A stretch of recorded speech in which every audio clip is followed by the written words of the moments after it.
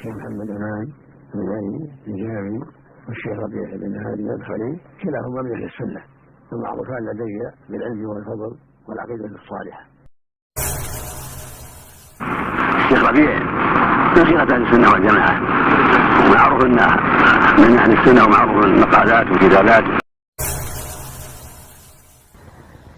فهؤلاء الذين ينتقدون الشيخين هما كما ذكرنا إما جاهل فيعلم، وإما صاحب هوى فيستعاذ بالله من شره، ونطلب من الله عز وجل إما أن يهديه وإما أن يقصم ظهره.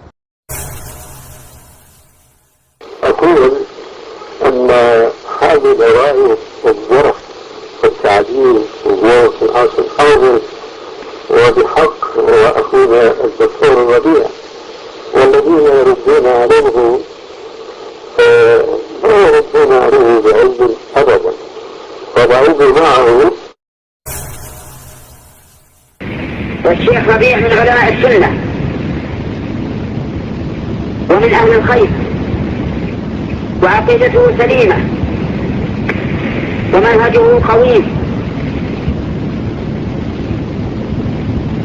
لكن لما كان يتكلم على بعض الرموز عند بعض الناس من المتأخرين وصموه بهذه العيوب. أحد الإخوة يا شيخ نقل لنا فتوى عنكم يا شيخ أنكم تقولون أن الشيخ ربيع بن هادي المدخلي مرجئ وكذاب، فهل هذا صحيح عنكم؟